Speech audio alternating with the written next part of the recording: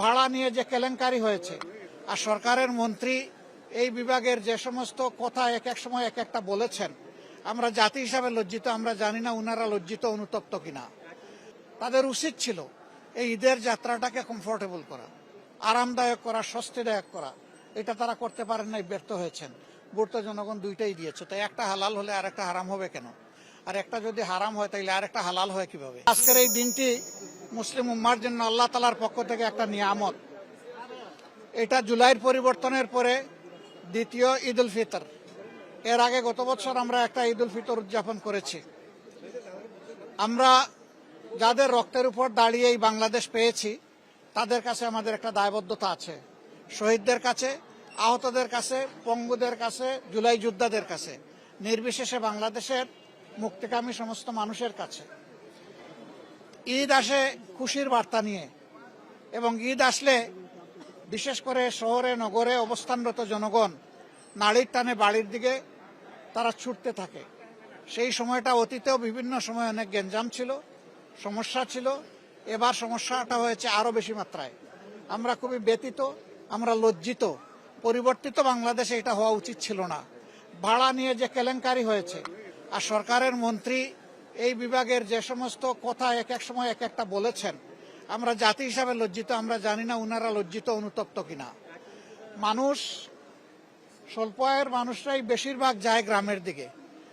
সারা বছরে একটু একটু করে সামান্য টাকা জমায়, কিন্তু সেই টাকাটাই যদি ভাড়ায় সব শেষ হয়ে যায় তাহলে ঈদের আনন্দই তো ম্লান হয়ে যায়। তারা কষ্টের মধ্যে পড়ে যায়। এটা অমানবিক। এইটা আসলেই একটা মানবতা বিরোধী অপরাধ, যেটা গোটা জাতির সাথে করা হয়েছে। যারা করেছে তারা নিঃসন্দেহে ভালো কাজ করেনি, আমরা এটা নিন্দা জানাই। তাদের উচিত ছিল এই ঈদের যাত্রাটাকে কমফোর্টেবল করা, আরামদায়ক করা, স্বস্তিদায়ক করা। এটা তারা করতে পারেন নাই, ব্যর্থ হয়েছেন। তারপরে আল্লাহ তাআলার পক্ষ থেকে এই ঈদ মানব জাতির জন্য, মুসলমানদের জন্য রহমত হিসাবে আল্লাহ তাআলা দান করেছেন। আমরা আল্লাহ তাআলার দরবারে হাজারো শুকরিয়া আদায় করি। বন্ধুগণ, আমরা যে সময় শান্তিতে এখানে ঈদের নামাজটা আদায় করলাম, আজকে গাজা, ফিলিস্তিন, ইরাক, মধ্যপ্রাচ্যের বিভিন্ন দেশ, আমাদের পার্শ্ববর্তী কাশ্মীর, তারপরে মিন্দানাও, জুলু, ইরিত্রিয়া, সোমালিয়া, এগুলার দিকে যদি তাকান তাহলে দেখবেন যে আসলে তাদের সেই ঈদের আনন্দ নেই। যুদ্ধের দাবানল চতুর্দিকে জ্বলছে, জ্বলে পুড়ে সভ্যতা, মানবতা ছাই হচ্ছে। আমরা চাই এই যুদ্ধ যারা উস্কে দিয়েছেন, আল্লাহ তাআলা তাদেরকে যেন মানবতাবোধ দান করে, তারা যেন মানুষকে সম্মান করতে শিখে, এবং এই যুদ্ধ থেকে তারা যেন বিরত থাকে, মানুষ যেন শান্তি পায়। মহান আল্লাহর দরবারে দোয়া করি। আমরা কমিটেড জনগণের কাছে। আমরা যখন গিয়েছি দুইটা ভোট চেয়েছি, একটা গণভোট আর একটা আমরা চেয়েছি সংসদ নির্বাচনের ভোট। ভোট তো জনগণ দুইটাই দিয়েছে, তাই একটা হালাল হলে আর একটা হারাম হবে কেন? আর একটা যদি হারাম হয় তাইলে আর একটা হালাল হয় কিভাবে? এটা যত তাড়াতাড়ি, যারা এখনো বুঝেন নাই অর্থাৎ সরকারি দল, তারা যত তাড়াতাড়ি বুঝবেন সংকট তত তাড়াতাড়ি কাটবে।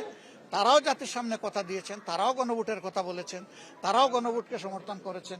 এখন যদি এটার বিরোধিতা করেন এটা হবে খুবই দুঃখজনক।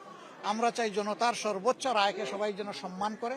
যদি এটা হয় আলহামদুলিল্লাহ ভালো, যদি না হয় তাহলে এ আকাঙ্ক্ষা যে বিশাল জনগোষ্ঠী পোষণ করে 70 ভাগ মানুষ, আমরা তাদেরকে সাথে নিয়ে আমরা এই দাবি আদায় করে ছাড়বো।